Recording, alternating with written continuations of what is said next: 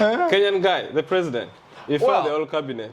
Bro, like, guess what? You know, the Kenyan Gen Zs, the Kenyan Gen Zs have really expressed what you would call the power of the people. The power of the people. Like people power, the real people power. Yeah. The one in Uganda is in Kenya. No, you can't talk about Uganda. Actually, even Canadian, there's no one I can compare to Kenya. Yeah, but that's they have moved the government. Yeah, but that's typical of the people power. You know, by the time the Gen Zs, these young people, force a government to shut down. Yeah. To the extent that the president fires the entire cabinet. Personally, I'll be honest with you. I like what the guy is doing, the president, the idea of taxing everything. What? Let me just finish my point first before you say what. Like someone is going to hit you right guys, now. Don't kill me. Don't kill me. Okay, so, Look at, for example, in our country, the taxes are so high. Okay. That's where we are living now. Okay.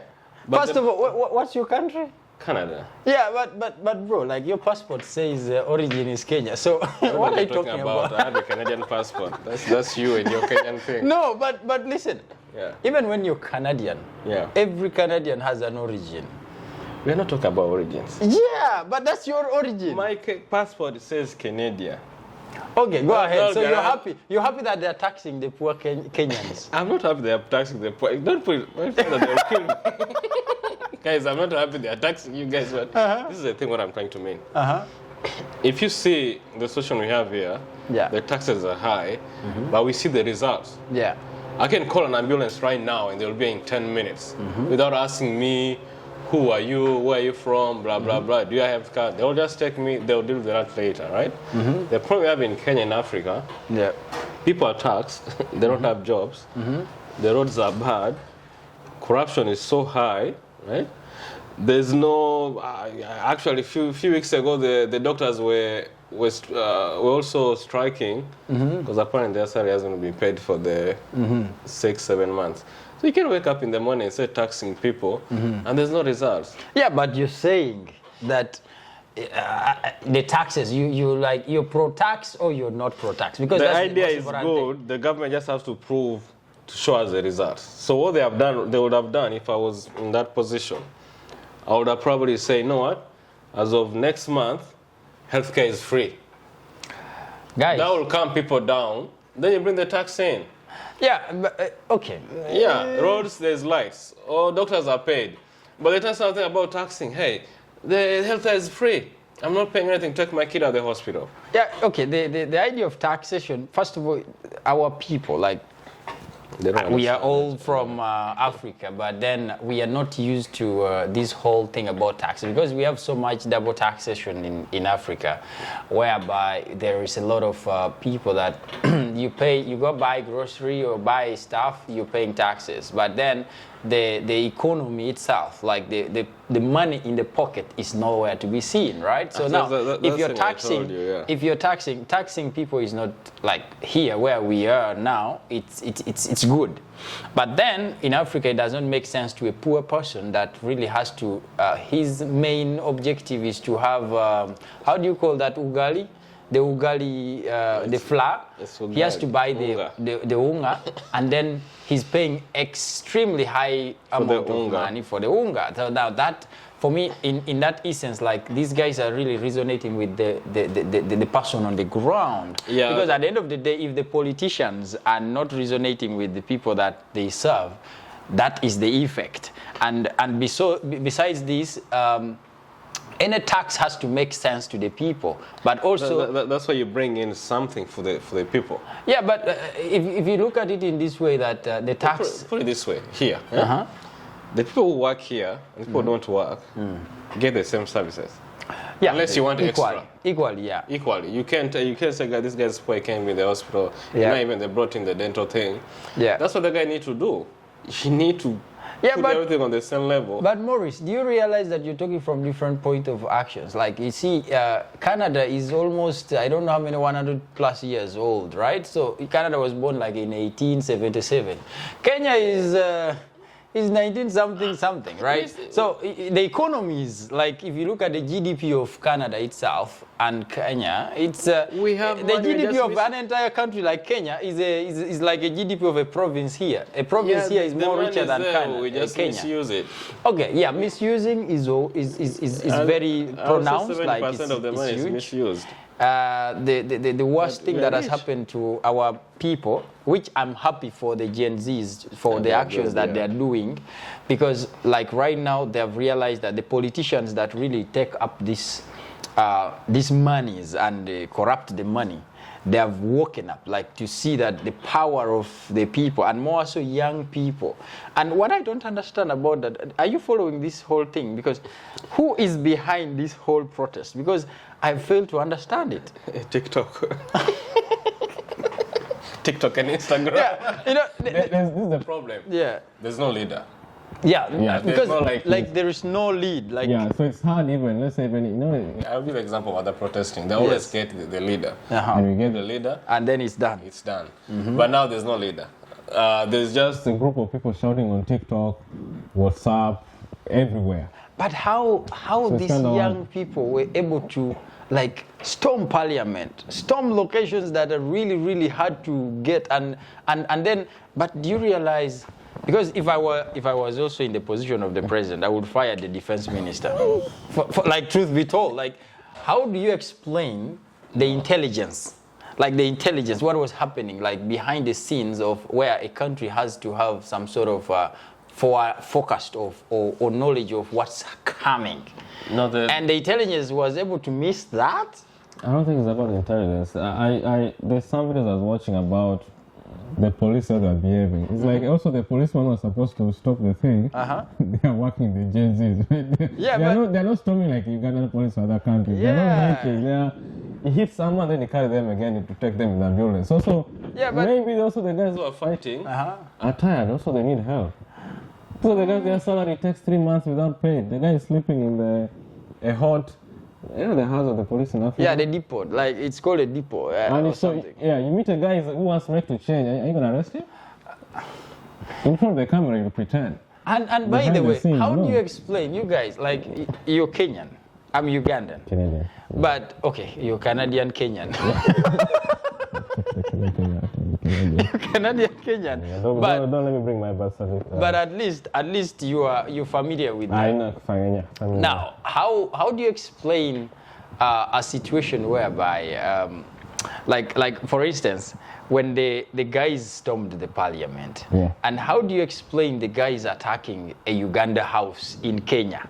And how do you explain, because there are so many things that were really weird about the whole protest. What did Uganda House do? I think it was 7. I don't want to talk about the president.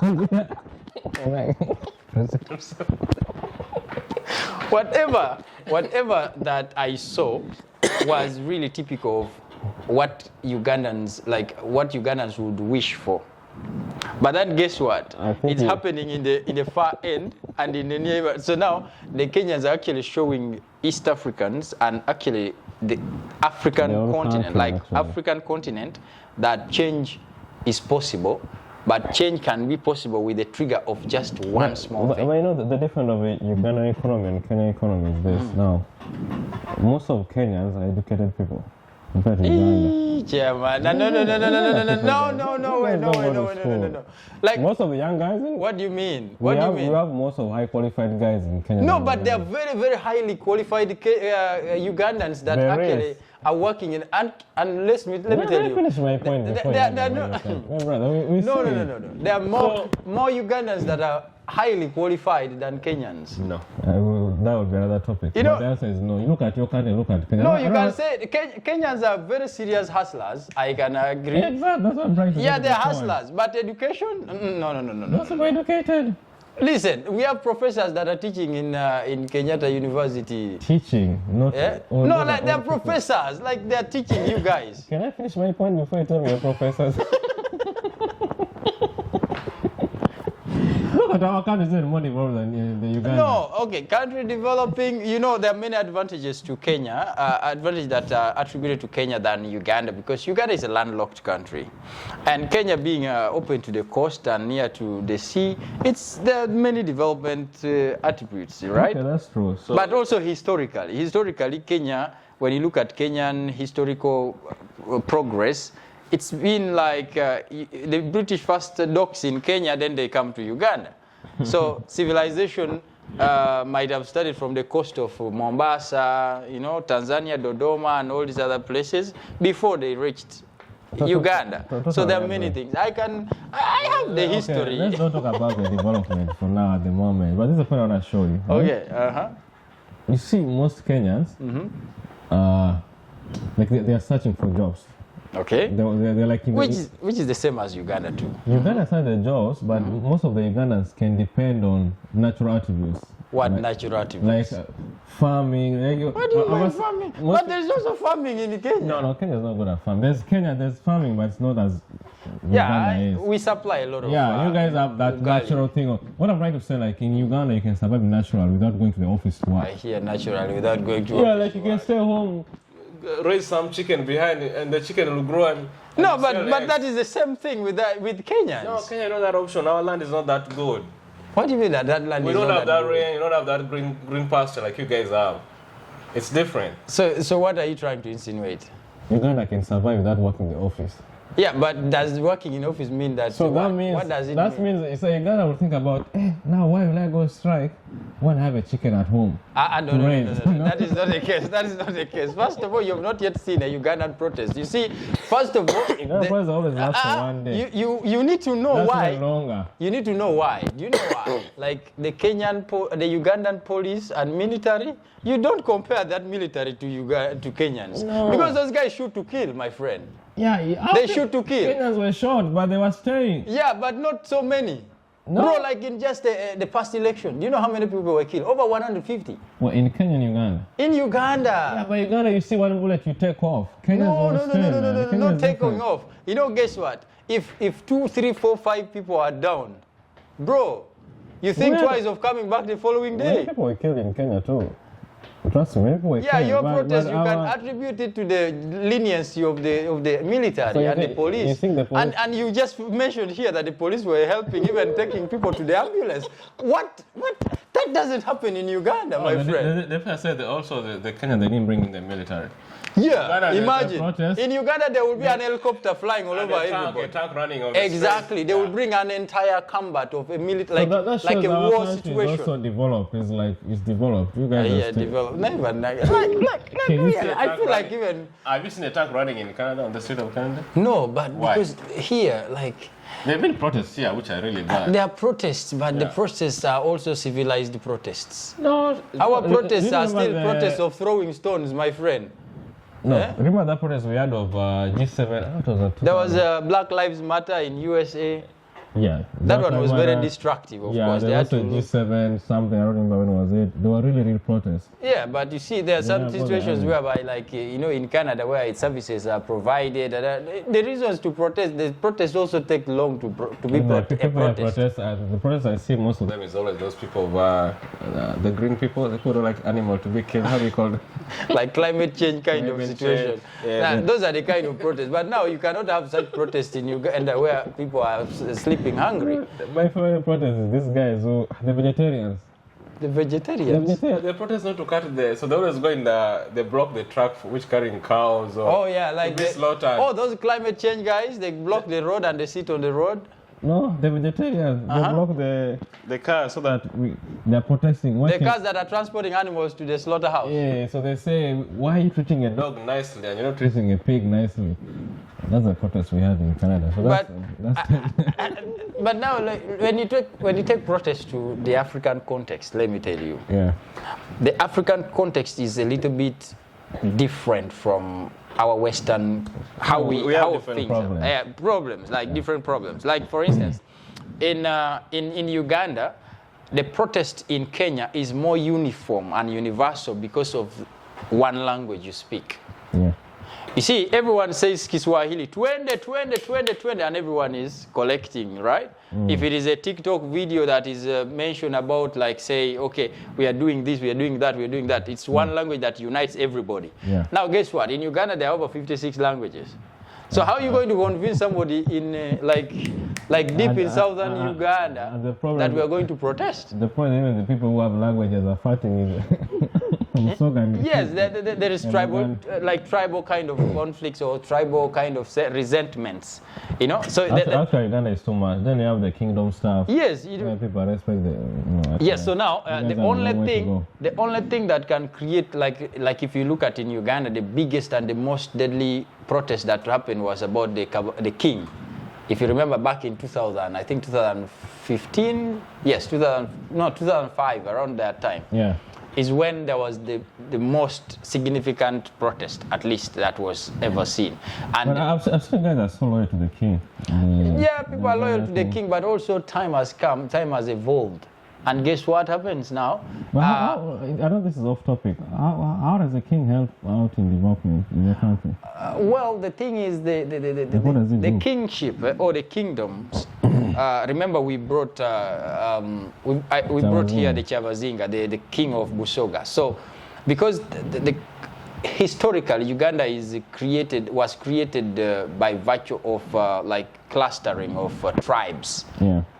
Tribal class stations, but because Buganda is in central Uganda, and Buganda being like the cradle of civilization in Uganda, it like the British, when the British colonized and of course handed everything to Uganda, they handed more to the Buganda because that's where they settled more. So other tribes have emerged and evolved based on the declassation of the people. So now you have the Bantu, I mean the Buganda, which takes up the biggest portion of tribal clustering. Then you have the Basoga, then you have the Batoro, then you have the Banyoro. The young kid. Is that where the kid is? Bro, that guy is a very big guy now. King Oyo is a very old guy now. And guess what? He's doing well. And also the Busoga king was a young guy. The one, you met him. We met here. And like he was this young guy. He's our age mate, actually. He's my age mate. And guess what? You asked the question. You asked that question that, what's the contribution? Like, it's very nice that they reign over a territory or a tribal cluster. But this tribe is so huge. Like, for instance, the Buganda. It takes over an entire, like, it takes how a is that helping a normal guy?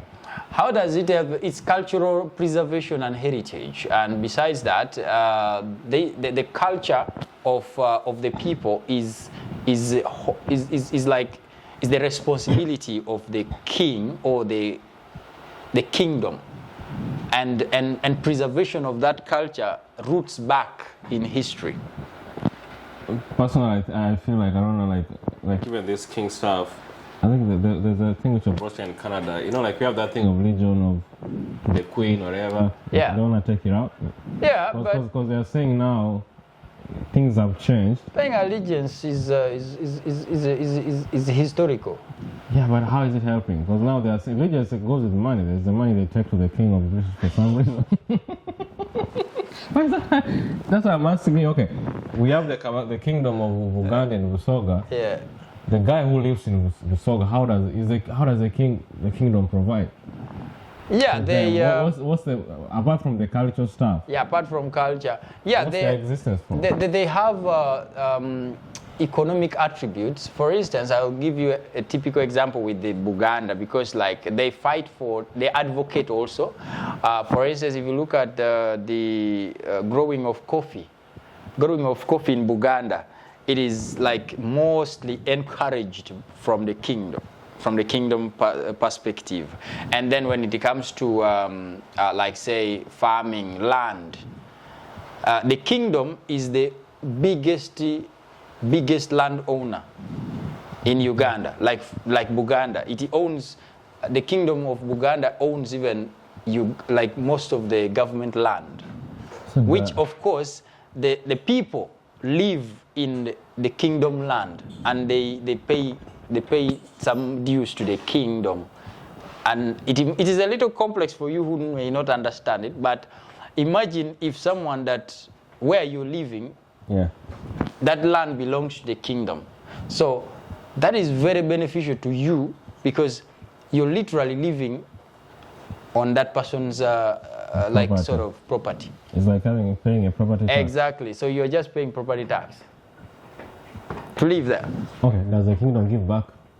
Of course, the kingdom gives back in several ways, but there are many ways that people also give to the kingdom. So it's vice versa. And the kingdom has so many income-generating activities and properties, but then they also contribute to foundations and donations I feel like countries and stuff like that. Which are like low income, like for example, Uganda or Kenya, they should take out those things, kingdom this, kingdom that, right? And so give them money for something else. That happened to the president Obote, where he actually chased away some of this kingdom. But what happened to him was dangerous, like it was. Of course, there's it's dangerous. Yeah, there's many people are allegiant to those things. Yeah, people are allegiant. Yeah, there's an event I went to a few weeks ago, and people. What was happening? Hey brother, like for example now, I don't know if you know, you should know better. The kabaka is missing. Oh yes. It's talk of Ugandan media right now. Yeah, no one knows where the full king is. Yeah. Actually, I did make a shot about it.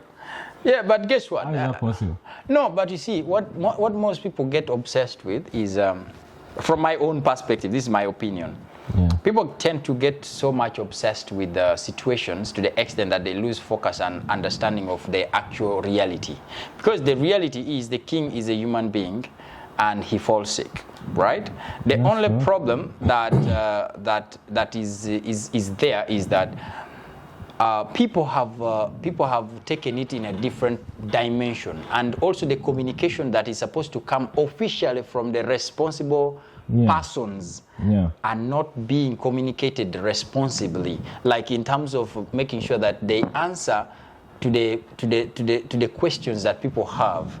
And if they fail to do that, the people are building anger, and they're building actually like some sort of obsession to know what is going on. So now people are answering questions that they should not even answer, and they're making assumptions of things that they don't even just saying their own thing. Yeah. Exactly. I think I saw a video like they're putting on the Katikiro. Katikiro. They are going to see rumors. Yeah, first they Katikiro. In Namibia or somewhere. Yeah, Katikiro is the prime minister. The prime minister, the role of the prime minister is actually he takes over the like day-to-day operations, like the operations manager. So even the king is ceremonial. Yeah, what they can do if the king is sick, you just take a picture of the hand. No, it's not that easy because like look, the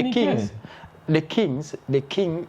You remember when we had... They don't get sick, actually. No, they get sick, my friend. No, they're not supposed to get sick according to the title. Actually, now I know why. I follow this thing closely. The king is not supposed to get sick. He's a lion. Yeah, he's a lion. If a lion getting sick, you're going to scare the people. Yeah, but you see, even when we are human beings, my friend. But in kingdom, in that world. And that's why I say people get obsessed with certain things to the extent that they lose focus to the reality. The reality is this king is a human being, much as he's called a lion or whatever the case it might be. The thing is he falls sick like any other human being, right? And he gets sick, and when he gets sick, he needs to seek medical attention. Now, the problem is the king may have what you call his own reservation, like conservation, like he just wants to reserve himself, and he wants to cut himself out of everything. Now, you who is responsible to make a communication, for example, if he has put a fence whereby you're not able to reach out to find out exactly what is happening with him, then you lose what to actually tell the people, because now the people are not demanding any other person, but demanding the people that are responsible for the king. Those people they have never come out officially to say what's going on. Come up with something. I understand the king may be thinking, but you don't just keep quiet and making assumptions. It's like the president missing. Yeah, it's like the president missing because now, but it's not a subject to other tribes in Uganda, because at the end of the day, when Buganda is destable, the danger of that is when Buganda, which is central to Uganda, is destabilized because of the king's absence. then it destabilizes an entire country. Because Buganda in Uganda is central to Uganda, and at the end of the day, every administrative activity takes place in Kampala, the capital. So if it is not peaceful, if it is distressed, then there is everything is standstill. So at the end of the day, that's why the government has to come in. Personally, I think about, let's say if I'm really sick, I don't have to be on the video looking like. Yeah, of course. So maybe whatever the king is doing, hopefully the king is okay. Yeah, that's true. And the particular can let us know. That's true. But guess what? I think this discussion is more like if you're to discuss this whole thing, it cuts across, because the power of the kings. Look at how Saudi Arabia and Qatar and the Middle East. Look at the Middle East. Those guys are really very wealthy, and the kings, when they are in charge, they really care for the people. Like they focus on the people. Forget about the political heads that are corrupt. They mind about themselves. But when the king is in charge, the king minds about the development and the well-being of the people. And that's why some of these countries that are actually having monarchies, they're very developed, but also very wealthy. Look at the kingdom of the UK. No, United Kingdom. The UK is actually a monarchy. Like it's built in that. Our countries are wealthy. The problem we have is there's no direction of anything. I think the will to develop, because everyone comes in for 5 years, is elected for 5 years, and they have to loot whatever that they can loot for a few times, and then run away. There's no system which works to control. If you're there for 5 years, you're putting money back to the people. I personally believe that democracy is not a good thing in Africa. Is that a good thing the system works? Democracy, I feel democracy is actually... Do we have a democracy in Africa? Yeah. Of course, it's a fallacy. Like it's not real. There is democracy. I want to show you that there is, but it's not real. It does not work. Yeah. But imagine if you had a kingdom, a king like the one we are talking about, which means the king knows that I'm here forever until I die. So there is no need for me to steal property or government. I mean, corrupt the money, and then yet this money can be able to help my people. Most of the kings over and over again. They still. Regardless, even if they know they'll be there to die. And most of the time, always people who gain from people in power is the people around them. The people on the other side, no. So I don't wanna. Anyways, so guess what? These topics and these discussions have to continue. Yeah. But since this is our first, is this the first? Third, second. Yeah, but officially, we are welcoming you to the MNG Podcast, and here with me, Maurice Cerulo, and why do you where is Cerulo coming from, by the way? I'm a Canadian. Yeah. It's a Canadian name. You won't understand. You're an African. This guy with the but that thing, I'm going to challenge you with that thing, because really there is no such thing as a black Canadian. I'm a Canadian. Yeah, but you have an origin. You're Kenyan. That's you. Actually, your DNA is Kenyan. That's you talking. No, you're not Canadian. We're sharing the same skin, but I'm not. I'm also Canadian, but I acknowledge my roots.